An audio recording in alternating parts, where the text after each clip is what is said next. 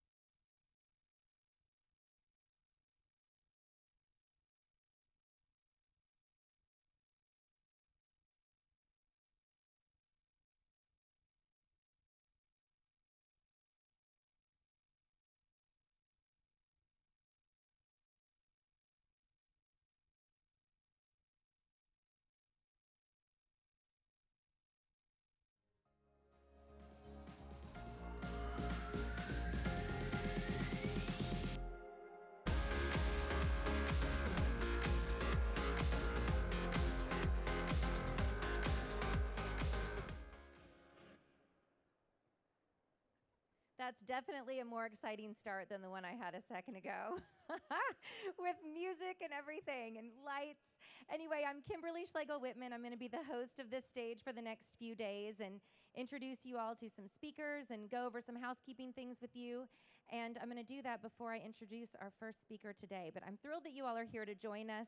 I want to give a big thank you to Creative Co-op. They're the sponsor of AmericasMart Live. Creative Co-op is a top gift and decor company located in Building 2, Floor 10, showroom number 1003, and I hope you'll go check out what they have to offer. Many of the seminars that we're going to have are CEU approved. So if you need CEU credits, please visit the table. It's over here to the left. Please visit the table, and an AmericasMart team member will stamp your form for you. If you're an interior designer and need these credits, be sure that you stop by and get your badge scanned if it hasn't been scanned already. Also, while you're over there, you can pick up the dining guide and event guide, and it'll give you the schedule of all the exciting things we have going on. All right, well, let's get to our wonderful first speaker. I'm so excited that she's here. I've been a fan for a long time. It's Joy Cho. She's a graphic designer turned blogger, turned author, and entrepreneur. She wears a lot of hats. She's evolved her business into a successful lifestyle brand, working with the world's top retailers. Some of our favorites like Target, Land of Nod, and Anthropologie. Her design studio, Oh Joy, has worked with hundreds of brands, and it's known for its whimsy, its color, and its unexpected twists on the everyday. Adding to this street cred, she's been named one of Time's 30 most influential people on the internet. Can you imagine? And she has the most followed account on Pinterest with over 13 million followers. In today's inspiring presentation, she'll share her journey of creating something out of nothing, how she evolved from developing content to products to licensing her collections, and overcoming the hurdles of building a dream career and embracing all of those little joyful moments along the way. So please help me welcome Joy Cho to the stage.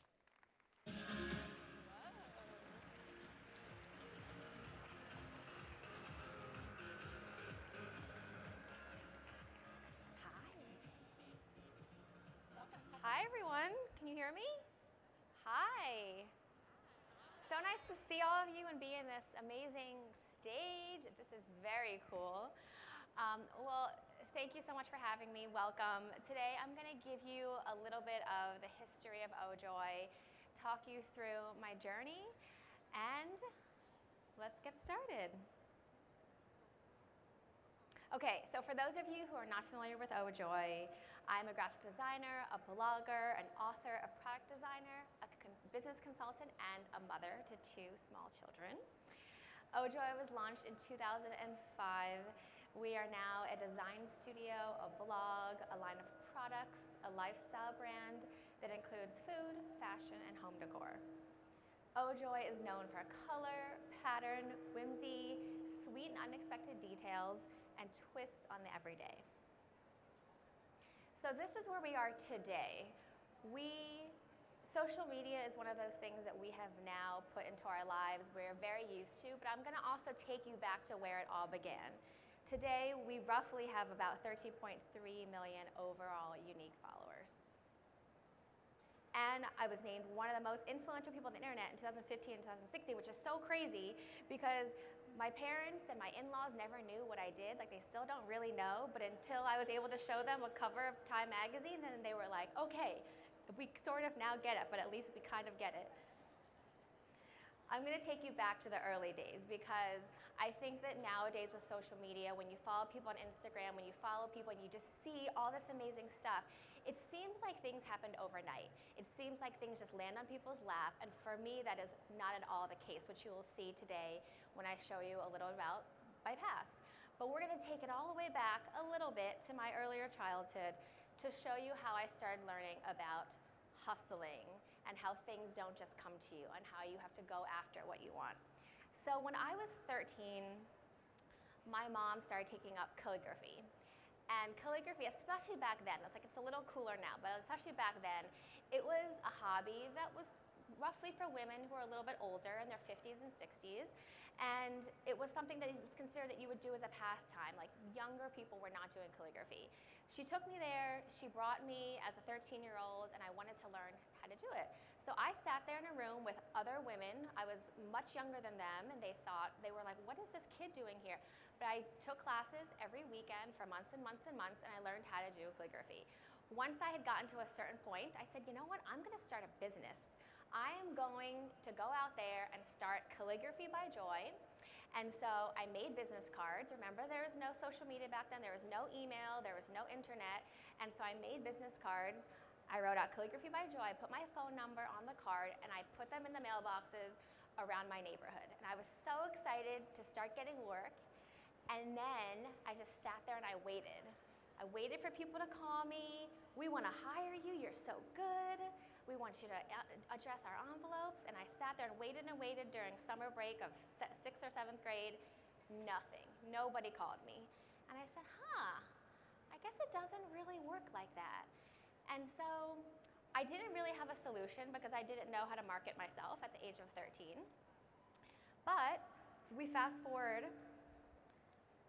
to a couple years later, again, summer break. If you have kids, you know during summer they need things to do, so I learned how to make banana bread. I got a Martha Stewart recipe out of a book. My mom got me a hand mixer. I mastered this one banana bread recipe, and I said, okay, I'm gonna sell this banana bread. And so I made loaves and loaves and loaves. I memorized it. I was just whipping out 5, 6 loaves a day. And then I said, okay, so how do I get people to buy this? Now, my parents are immigrants from Philadelphia, and they have, at the time, Thai restaurants. So my dad said, listen, after our customers come to the restaurant, we will give them samples of your banana bread to try. And that way they can taste it, and if they want it, they could maybe buy some from you. So that's what we did. We gave it out for free, and then they tried it, and then that winter, this was around that time for the holidays, I was marketing it. I got maybe about 8 orders of banana bread loaves that people bought, and I was so excited to make whatever that 20 bucks was that holiday season. Now, what I learned from this, it brought me back to my whole calligraphy thing. I also, this is not including the slides, but I also became a 2nd degree black belt. And so teaching at a karate school, we would do these belt certificates every year where people would get their red belt or their green belt or whatever it was. So I asked my instructor if I could write the names on the certificates, to use my calligraphy skills, show people what it is that I could do, and then maybe people would hire me. So all of these things were starting to come together in my teen years. Okay, you need to show people what you can do. You might have to give it out for free a little bit or have them sample it in some way, and then they will come back to you and actually hire you and pay you money to do these things that you want to do. We are going to go through high school now. I ended up going to college at Syracuse University for communications design, which is graphic design. And then I went to New York to work for my first 2 jobs. My first job was at an advertising agency in New York where we had a ton of fashion clients. So I got to go to Fashion Week, and this really cemented my love of fashion. After that, I loved working within fashion, but what I craved and what I was missing was actually designing physical things for people. When I got to design a flyer or a billboard or packaging, it was great, but I just wanted something that people could hold, could use, something that felt a little bit more tangible. So I transitioned into product and textile design at Cynthia Rowley. Now, if you remember back then, Cynthia Rowley is one of the first designers to have a line at Target. It was her and Isaac Mizrahi and one other designer. So this is like vintage Target designer collaborations. And so I worked on 2 seasons of that. I got to design pillows and bedding and pajamas and a whole bunch of products. And from then on, when I got to see the joy that people had from buying the products I designed, that's when I was like, someday I want to have a line at Target that's under my name. Okay, 2005, I left New York. I moved to Philadelphia, where I'm originally from, and I left a great job, but I was moving back to Philly because my boyfriend at the time, who's now my husband, was starting a long-term residency there, and we needed to live together, be in the same place, get married, and I started a blog.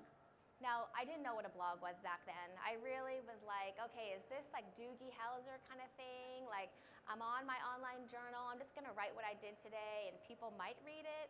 And so I figured, okay, I'll do it on the side. I was looking for a new job. It was basically what I turned into my online sketchbook. And as I was looking for a new permanent design job, people started reading it. It wasn't just my mom, it wasn't just 3 of my friends, but slowly over the next 6 months, people actually started reading it. And so what it ended up turning into was a marketing tool for me to actually turn what I thought was freelance design work in the meantime into a full-on design company. So starting in 2005, not intentionally, Oh Joy, which started as a blog and design company, really turned into a company that started designing products, packaging, websites for various clients in the food and fashion industries. So we did work for Urban Outfitters and for Anthropologie, and then a ton of new upcoming individual businesses. From there, I remembered the joy that I had had from creating products, and I wanted to create products of my own with my own name. However, to create products, as many of you know, requires money. It requires capital if you want to manufacture. And so I said, you know what, I'll start with paper, because paper is cheaper than fabric. It's cheaper than other types of physical products you can make. So I scrambled together whatever money that I had made from my freelance business and put it into starting a stationery line. So I started this in 2007, and it did fine. I had it for about 2 years. It sold at Anthropologie and Case Papery and a whole bunch of great stores across the country. However, at the time I was living in Philadelphia in a 900 square foot apartment with my husband, with 3 cats. I didn't have any kids yet. My mom would come and we'd be all sitting on the floor packaging cards, putting things together, piles of piles stacking up, cats jumping on top of piles and piles of stationery. And it was one of those things where the production part of it was taking more time than the actual creative part of it. And as any of you know, with business or with products, everything you do, the glamorous part is like such a small percentage, and the grunt work is the much bigger percentage. And so I learned so much about it, and I realized, you know what, I really want to try and focus on the design aspect of it if there's a way to do that. And that's when I learned about licensing. So in 2008, I dipped my toes in the licensing waters. I'm sure many of you are familiar with what licensing is, but in case you're not, licensing is working with a company that manufactures and makes a certain kind of product, and you create it and design it, and then they take your artwork and they put it on that product, and then they help to print it, sell it, manufacture it, market it, things like that. So this, I started with Chronicle Books, which was office supplies, paper goods, and I also expanded then into wedding invitations and baby invitations with tiny prints, which is now Shutterfly. Then I wanted to go bigger. I was like, let's do more than stationery. So we went into wallpaper. So you can see the wallpaper pattern. That's from 2008, which is now still one of our best-selling wallpaper designs today. This really started allowing me to be able to diversify the types of products that we created. By licensing, rather than me having to put in the money to create and manufacture all these different things that I wanted to design, I was able to work with other companies and create all of these with their help. Okay, 2009, I'd started my business in Philadelphia, but my husband needed to do a year of training in San Diego, so we moved to San Diego for a year, fully with the intention of coming back to the East Coast, either to Philadelphia or to New York. And then I was in San Diego for a year, and then the sun just came pouring down on me. And the grumpy joy that would come out from October to March every year was not there. And I was just happier, and my husband would come home from work, and I'd be done working, and I would be so happy. And he's like, "What's up with you? You're so happy all the time, and you're so much nicer to me now." And I was like, "Yeah, there's something about this sun that is just really working for me." I was like, you need to get a job in Southern California, because that was the next step. He had to get like his first real job. And he said, "I just went on 6 interviews across the country, and I got a bunch of job offers, and you're telling me that we have to now live here?" And I said, "Yep. If you want me to be happy, we need to live on the West Coast, because I need to stay in the sunshine." And at the time, my business was just me, so I didn't have employees to worry about. I could be wherever. And so he got a job in LA, which is where we live now. We are now in LA. A website called Pinterest comes along. So I was one of the first 50 or so people to be on Pinterest. It was before it was public to the whole world. I had met the founder at a conference, and he said, "Hey, do you want to try this website that I'm working on, this thing? You can save your images and all this stuff." And I was like, "Yeah, that sounds awesome." And so Pinterest for me in the beginning was this very exclusive club that I used, and there was just a very small select amount of people on it, and it was great because the functionality was exactly what I needed. I don't know if any of you remember, there was a site called Found. It's like 5 Fs and then the word found. And I was using that prior, and this was like a much better souped up version of that. And I mean, I found love. I used it all the time, and so it really also began to change the way that I ran my business. I used it internally as a tool to collect things, but then all of a sudden it was around this time of brands wanting to work with people who had blogs, and so it started to integrate into my business a little bit more than I had expected. I also came out with 2 books, one called Creative Inc., one called Blog Inc. After having had my business for a handful of years at this point, I was starting to get people to ask about how do you be a freelance designer? How do you be a freelance illustrator or photographer? How do you start a blog? And I felt like I had learned enough at that point to put all of that knowledge into 2 different books. Okay, 2011. My first baby was born. This is Ruby. She's now 5 and a half. And prior to this, I was very much in the mindset, Joy, you're a go-getter. If you put your mind to something, it usually happens, not always, but most of the time it happens, you go after it. And you know, this whole baby thing, whatever, it's gonna be fine. You got this, you can figure it out. It's like not a big deal. And then the baby comes, and I was crying every day. I didn't know how to handle work and life and friends and my marriage and this baby. And it really just shook me, because here I was, this person who thought I could do it all. I thought I was good at multitasking. I thought that I was always pretty much able to check everything off the list. And then a small human comes, and you're just like, I don't know how to do this. However, what ends up happening, which those of you who are parents know, you readjust your life.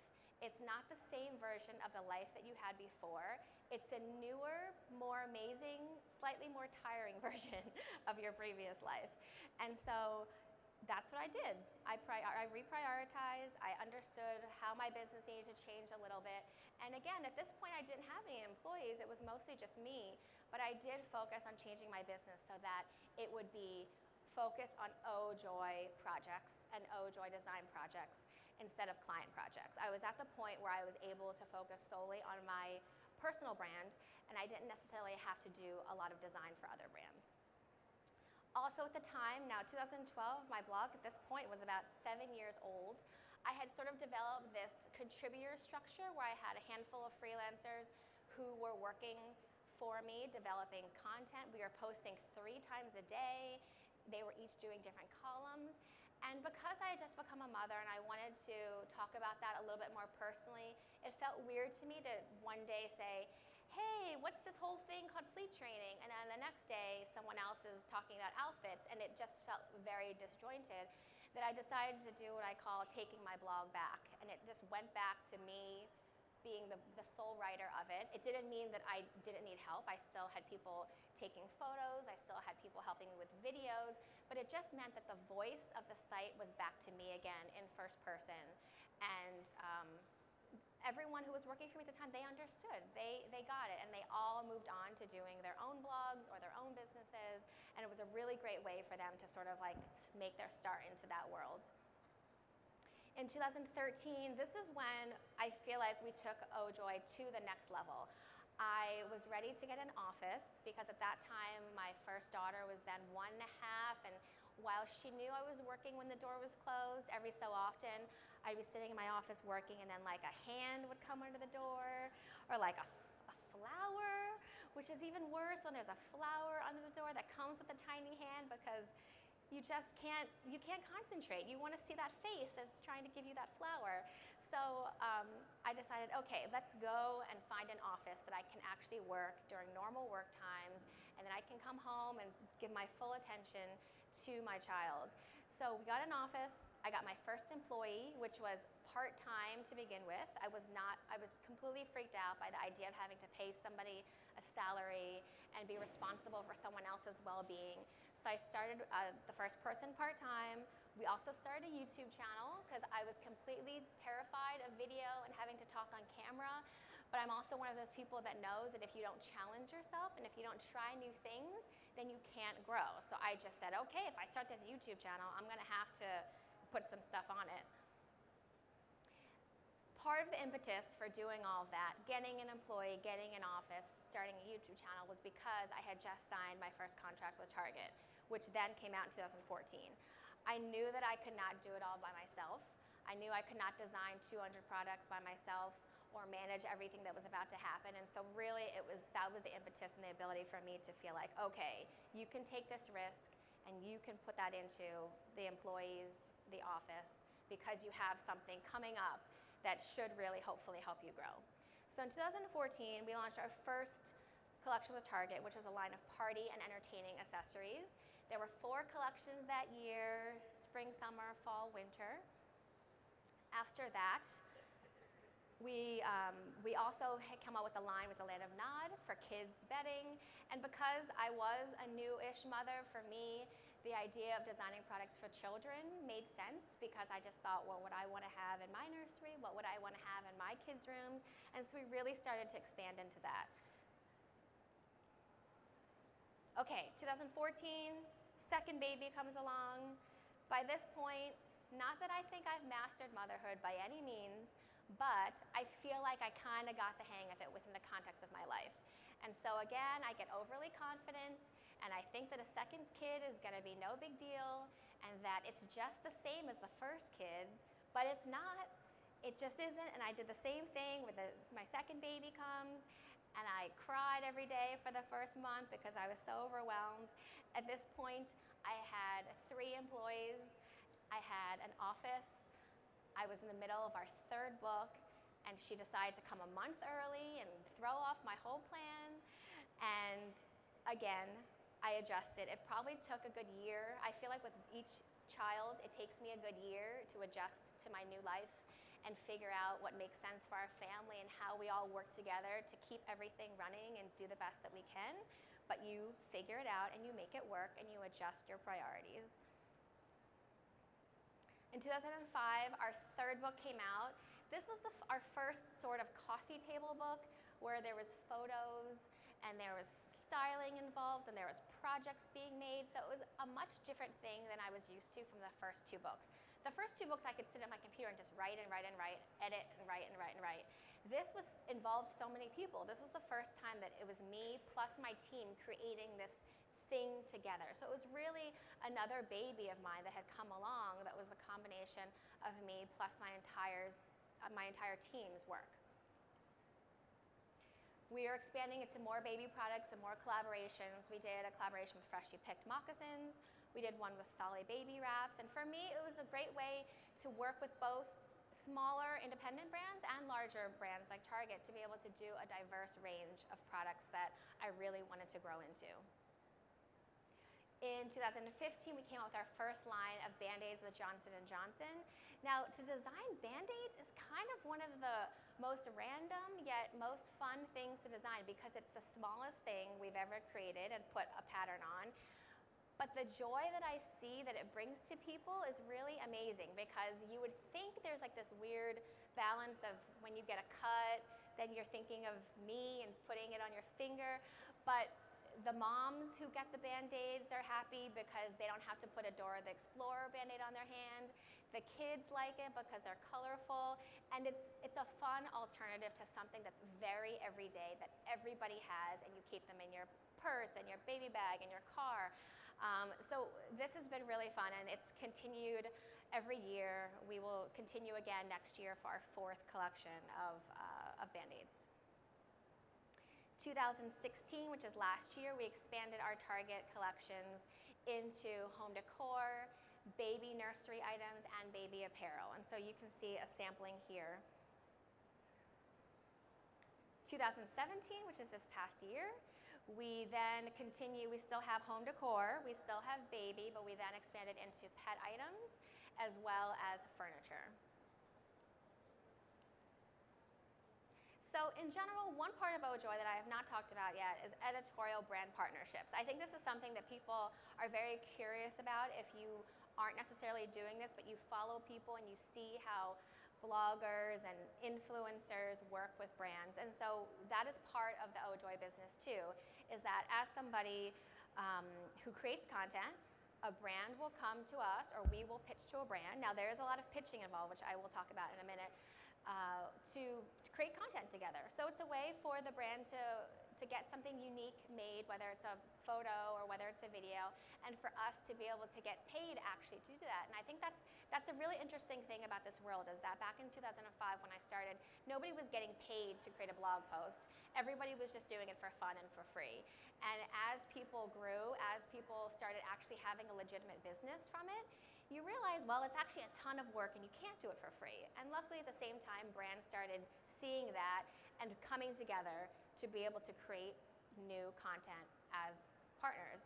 Now, these days, if you're just coming onto social media, it's not a big deal to you. You're like, yeah, of course you would get paid to partner with a brand. But us grandma bloggers from back in the day, we've really come a long way. And I've been at that place where people got very angry in the beginning if I would get paid to do a sponsored post because they didn't understand why should you get paid to do that. You should continue to do your work for free and you should continue to do all of this for free. And so it has evolved to a very good place now where I don't feel like the younger bloggers get that as much, but I've just seen it grown and evolve so much that I feel very happy about the place it has gotten to where people respect people who are creating content in a similar way as magazines were back in the day. So these are just some examples of some past editorial brand partnerships that we have done. More than anything, and I'm sure you hear people talk about this, it's always about working with brands that make sense and that's working and creating a story that makes sense for you. For me, I don't take anything that has to do with alcohol, not because alcohol is bad, but because I'm not a big drinker. So for me, even though it could be a ton of money, I say, you know what, I'm not a big drinker. It's not a part of my life that I want to talk about or do things with, and so I say no to it. And there's a lot of examples like that, but I think it's good for people to hear that because it's not always just about the money. It's not always about just saying yes to everything. It is about making sure that things make sense for you as a person and for you with your brand. So we've done things that have to do with lifestyle, food, fashion partnerships, and as well as kid and baby. Today, Ojoy is now a group of 6 women. I know it only shows 5 of us because I just hired someone new 2 weeks ago, and so I don't have a photo that includes her, but it is not just me anymore. There are 6 of us, and so there's a team of talented women who help me to create and to grow and to do the things that we are able to do. And I'll break it down for you because people always ask this question. So there's me, Joy, who serves as the creative director. I oversee everything in terms of concepts, in terms of design. I also do some of the design work as well. We have, left to right, we have Julia, who is our creative producer and stylist. So she helps me concept all of the posts and all of our videos, and then she also styles all of the shots. We have Courtney, who's in the hat. She is my assistant, who helps with admin and emails and schedules, and then she also helps me with new business when we're pitching to brands and for design partnerships. There's me in the middle, and then there's Jess, who is to my next side, and she is Julia's assistant, so she does all the crafting. So when you see a project being made, Jess is the one likely making it. And then there's Angie in the floral skirt, and she is our designer. So together, she and I work to design all of the products that you see. And then Tracy, who is not shown, who is new, is our social media coordinator. Prior to her starting 2 weeks ago, I did all of the posting on our social media with the help of my assistant, and it got to the point where I was really overwhelmed and trying to figure out Instagram posts at 9 o'clock at night after still having so much work to do. And I said, you know what? Don't companies hire people to help do this? And so I said, it's about time. Let's get someone to help me do that. So I think that a lot of times when you get to a certain place in your career, you don't realize until you get older what has influenced you in the past. And so my parents immigrated to this country with $600 and nothing, and they ended up growing into having 4 Thai restaurants in the Philadelphia area. And so without even knowing it, from a very early age, I saw them take something from nothing. I saw them build businesses, and I never planned to have a business because I saw how hard they work, and I didn't think I wanted to work that hard to live and to have a job. And it obviously became in my blood to end up having a business because I can't imagine my life any other way. But they were my very first examples of being an entrepreneur. And I think that one thing that's really important too, no matter where you live, whatever your job is, whatever your goals are in life, is to surround yourself with people who have those same dreams and goals, who support you, who are doing things like that. Because right now I live in Los Angeles, and until I lived in this specific place and this specific time in my life, I did not have the support system that I needed as a business woman, as a working mother. And now I do, and it's so helpful because not every day is great. There are so many days you don't know what you're doing. There are days that you need advice and you need someone to turn to. And so for me, creating that community is so important. That's something that I always seek for every person, for every one of you, to make sure you have that. So here are a couple examples of some people within my community that have also inspired me. Jen Gotch, who is going to be here tomorrow speaking. I have known her since Bando started from day one. She's the creative director of Bando, and for me, I love seeing my friends grow their businesses, but starting from day one to becoming a multi-million-dollar company. I mean, how cool is that to be able to see someone's dream become a reality, and somebody that you already respect and love and support, and then all of a sudden you see them at the point beyond something they ever expected. So I have a couple quotes here to share. She says, it's important to constantly visualize success, but to think about failure too, just for a second, so you can be prepared if things don't work out just as you've planned. And I think the thing with Jen, which she will talk about, I'm sure, is that she ended up selling her company a few years ago. It wasn't something she ever expected, but by selling her company, she was able to then grow it and take it to a completely different level. Ellen Bennett from an apron company called Headley & Bennett, I met her only a few years ago when she was a line cook at a restaurant called Providence in LA. She was 26 years old, which is so young, and here she is. I had this idea, I'm going to start an apron company because I think that the aprons in the kitchen of all these restaurants across America could be better, and she showed that they were, and now she has 40-some employees in a 14,000 square foot factory, and again is just taking over the food world by storm. She has so much energy that when I watch her, it makes me tired because I don't know how she can just do as many things as she does. And what she says is, live loud and proud. Life is in you today, and you make up your tomorrow. If you can't get in through the front door, climb in through the window. My friend Justina has a brand called the Jungalow, which I'm sure many of you are familiar with. The thing with Justina that I love is she does not care what anybody thinks. And I think that in this world of comparing yourself on social media, people do worry a little bit too much about what other people think. And she is just like, I'm gonna do my thing. This is my style. This is my vibe. I'm gonna own it. I'm gonna put it out there, and it's gonna be what it is.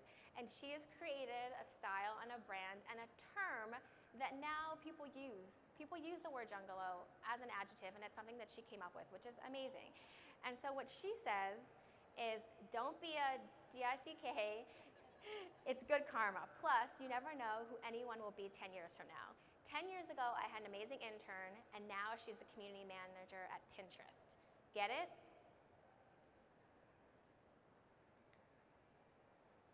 Matt and Tara, they have a catering company in Los Angeles called Heirloom LA. They make beautiful food. They do amazing events, weddings and birthday parties and everything, and I love their food.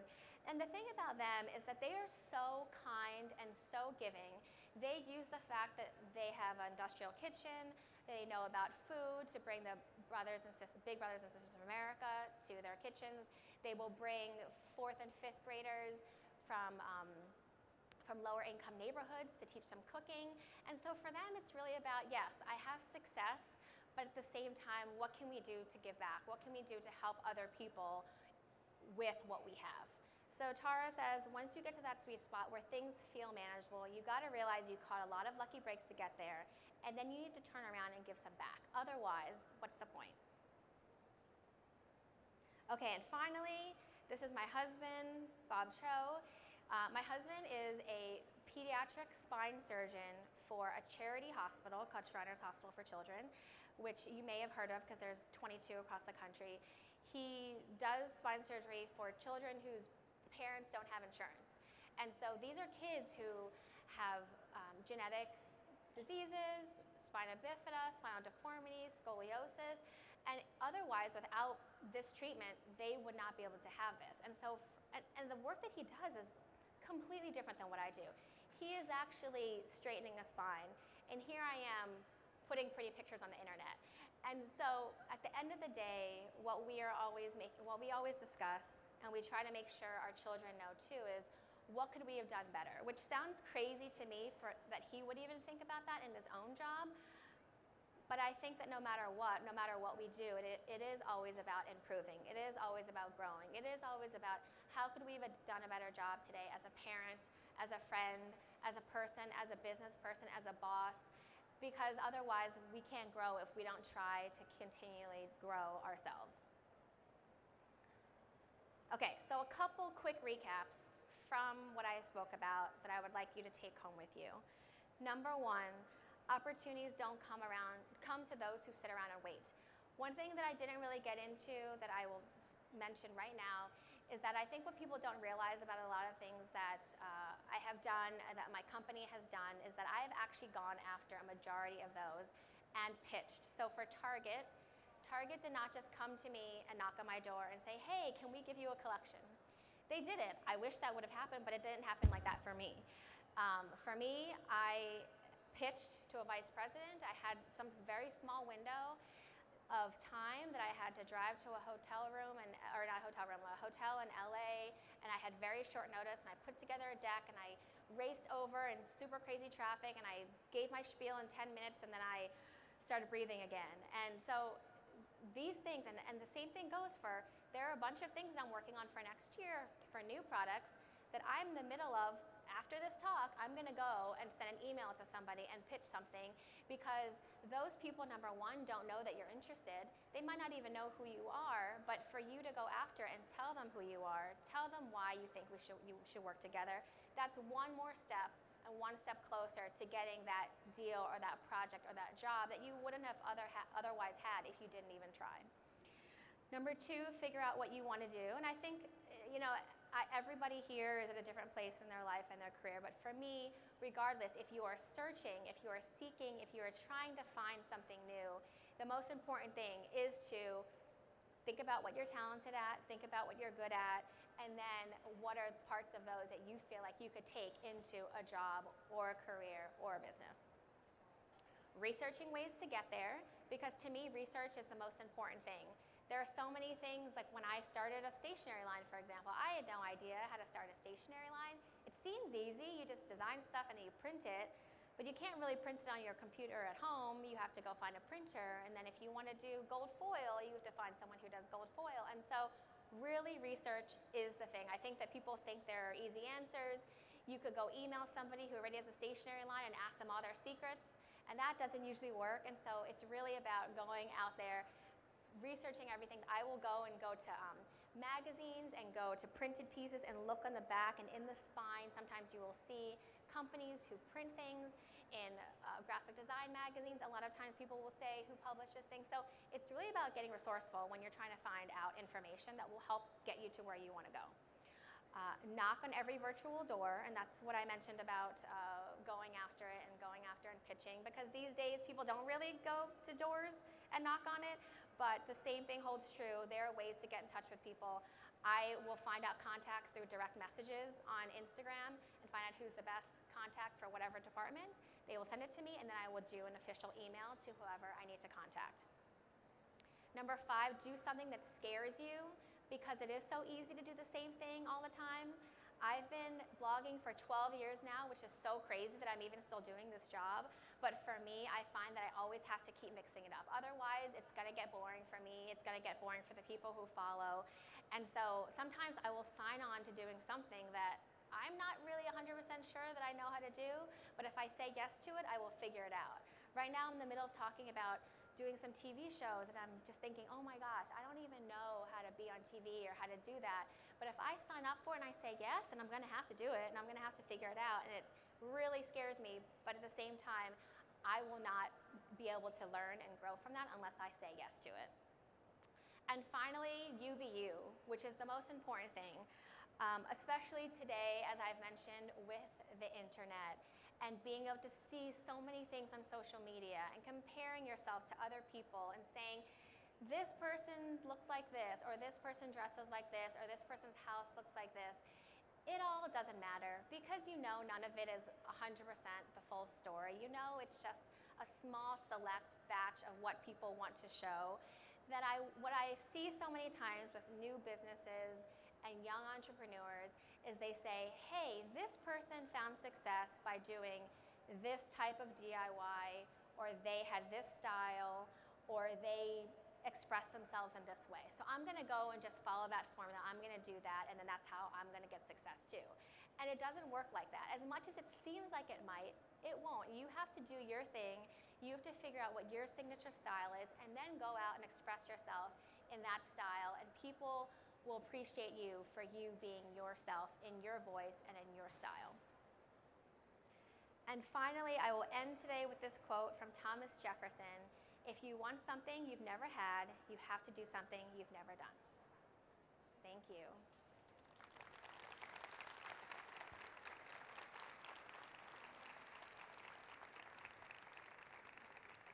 I think we're going to do questions. That was wonderful, Joy. Thank you so much. We have a little bit of time for some Q&A with Joy, and if anyone has a question, we've got 2 microphones set up, one over here and one over here. Thank you. That was great. Thank you. And I'd love to kick off some questions if anybody has any. Come on up to the microphone. I have a question to get us started. Yes.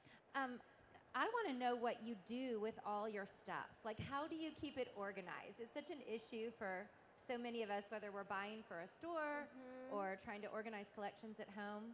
How do you sort your things? Are you saying my work stuff? Anything, yes. I mean, your entertaining things, whatever you have. if any of you watch my Instagram stories ever, I mean, our office is like hoarders. I have a show of hoarders in there. I don't know that I have it fully figured out. However, we did just move into a new office, and we have now a prop room, like an official prop room, which is sort of that beautiful mess sort of look where there's so much in there, but it's cool stuff, so it looks good. It is about purging for me, because the problem is, as somebody who thinks that everything I buy will give me inspiration or that I could use it for a craft project someday, I could keep this random piece of paper or a string from a shoelace or something random like that forever. But then you get to a point that you realize you've had that shoelace for 5 years and you haven't made a craft project out of it, so then you decide to throw it out. So I will go through these moments of like spring cleaning where I need to just get rid of it. And the same thing in our office, because we accumulate so many props because we do so many scenes, and we need to have pillows and blankets and chairs and all this stuff. And then the girls tell me we need to buy some new stuff that's currently available for sale. And so I say, all right, well then you got to get rid of all this other stuff. We cannot fit more than what can fit into this space. It's hard to do. Yes. It's hard to do. Yes. Okay, I think we have a question over here. Hi, Joy. Thank you. My question today is, you've talked about some successes. Can everybody hear me? Yeah. You've talked about some successes. I want to hear one story about something that went totally sideways. Yes, that was great. Okay, I'm going to give you two. I have so many. I really could tell you more than one. I will give you one example, though, and that's a great question. So when I was freelancing, it was around the time that I was in San Diego. So I had Joy, which is the design company, the blog as well, but really the bread and butter at that time was me designing for other freelance clients. Now remember, my husband was in residency. If any of you know anybody who goes through medical residency, you're basically poor for many years because you don't get paid for a very long time. So I was the breadwinner for our family for a very, very long time. And we were being supported off of my business. And so we were at a point, especially when you move cross country, you know how expensive it is because nobody's paying for you to move, and it's so much with security deposits and moving costs and everything that we were broke. We were so strapped for cash that any freelance project that came in, I was saying yes to. And granted, I am here saying that at a certain point I was able to say no to things, but there are times, as everyone knows and as you should, you have to say yes to things because you need the money. Life isn't all just taking only the great stuff. So a project came to me that was a brochure for a funeral home. And so if you know anything about Joy, we are happy and optimistic. And so when this lady said, can you design brochures for funeral homes? We really want it to be different than what we normally do. We would like it to be a little bit more uplifting. And then I quoted her, I put out some price that I felt like was way too high for what the work I was, but I said, okay, if she says yes, then I'm gonna do it. And then she said yes. So I'm doing this work, and I did what I thought was my best work for it, but I clearly was not inspired. I clearly was not putting all of my heart into it. And this has only happened to me a handful of times, but it's definitely happened. She got it, she hated it, and she fired me from the job. And it was one of those moments where I was so humble, I was embarrassed, and I was so humbled also because I realized, you know what? You think that if you're on a roll, that everybody loves what you do and that they're going to just like everything right away. And granted, I know that they don't. I'm used to having clients, and I know about revisions and changes and multiple drafts of things. But this was a case where it wasn't even just like she fired me right away. We tried to get there, and she was just basically like, this isn't working, I want all my money back. And as much as it was against my contract and my policy, I just said, you know what, you're right. Here's your money back. I'm sorry, this didn't work out. And so that was a case of something that really just, what I learned from that is, granted, I needed to say yes because I did need the money, but at the same time, my heart needed to be in it as well, and I needed to want to do it. And I didn't try hard enough. And so for me, I realized I could have done a better job at it, and I could have done that funeral job brochure way better if I had a better attitude about it. That's great. Any more? Oh, sing. Yes. Hi. Hi. Good morning. Good morning. My wife sitting over there is a huge fan of yours. So I think she helped me realize who you were, kind of what you do. Appreciate your work. Thank you. My question is, so we are launching a new brand, and we have come up with different product designs, and I think to a certain degree we think about designs a certain way, but obviously it means nothing if no one's willing to buy it. So I wanted to ask in terms of product feedback, whenever you launch a new design or even like, I suppose a new article or content, what's your feedback loop? How do you keep from making it too long, getting too many opinions, because the more time you have, the more opinions you have, et cetera. Mm-hmm. We're going through that process right now. We're trying to launch this company in the fall, but we keep hitting roadblocks, and now we're at the stage of prototypes. And we have the prototypes, so we're looking at them, but We just want to make sure we can do it as efficiently as possible because we need to get back to the manufacturer. We need to say, hey, listen, make this change. Hey, we need it shipped now. We need it delivered now. We have customers ordering, et cetera. Just, perhaps you had some thoughts around that. Yeah, so just to recap, because it cut it out a little bit, I think what you're asking is, how do you figure out when it's actually done, and how do you decide how much feedback to get, right? Exactly. Yes.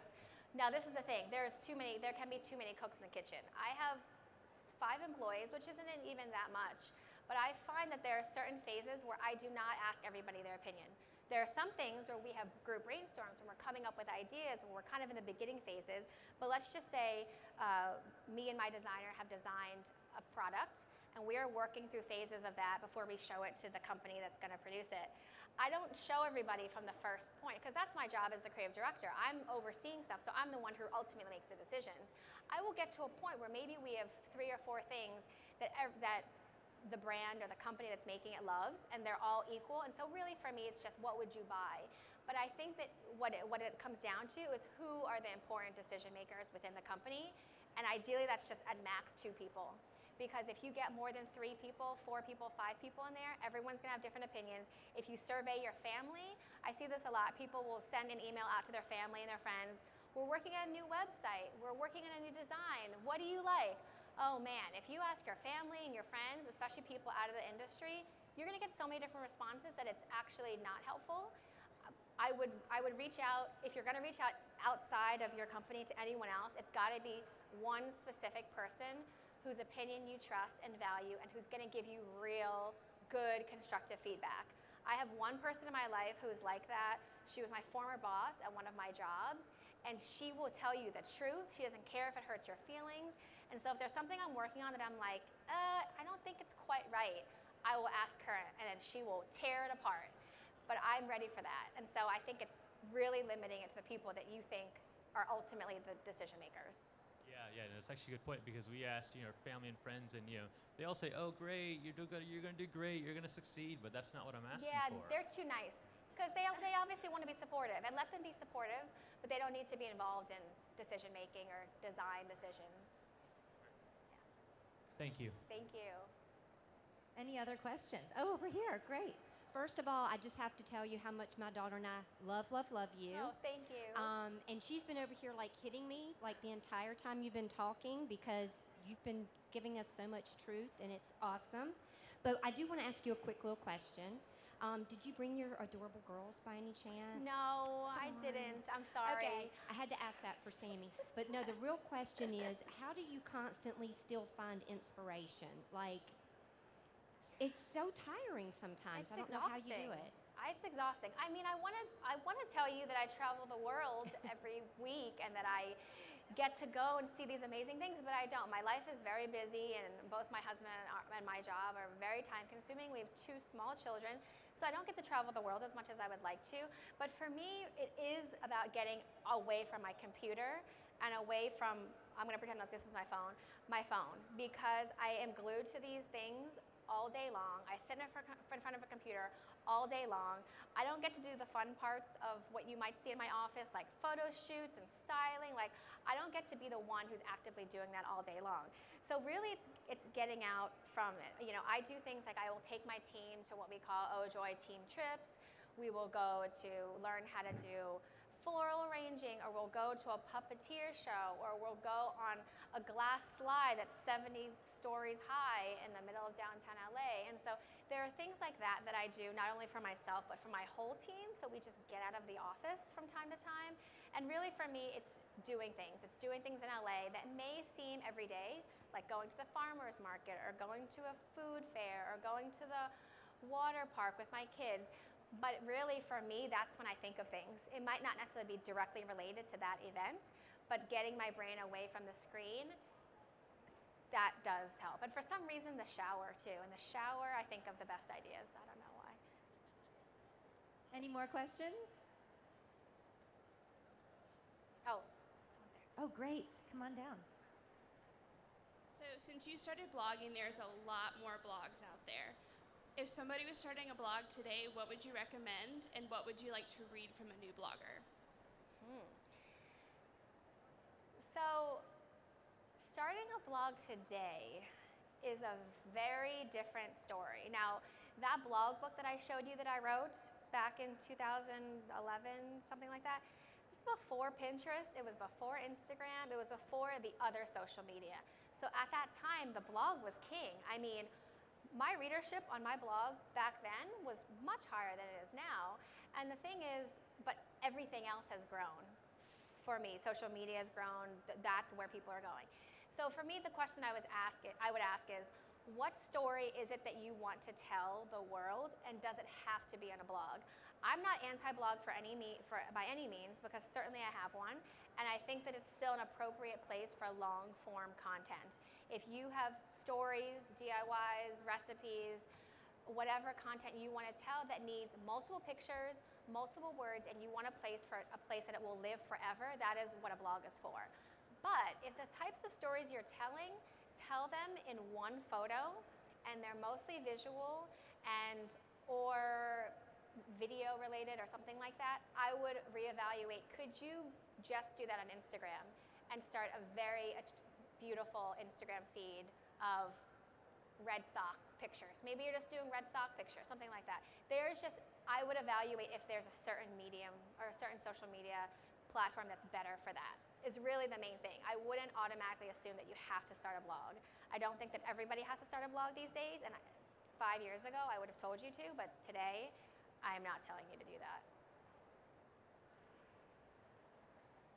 I think we have time for one more question, if anyone has. No? If not, I'm just going to ask you to join me in one more round of applause for Joy. What a treat. She's brought joy into my morning, and I hope into yours too. I hope that you'll join us back here for the Heart of Design panel at 1 o'clock, and for Nate Burkus at 3:30. And don't forget to visit the demonstration kitchen in Building 2, Floor 8, to see some top chefs demonstrating some of their favorite recipes. Thank you so much, Joy. Thank What a you. fabulous morning. Really appreciate all the tips and advice. Thank you so much, everyone. Have a great day.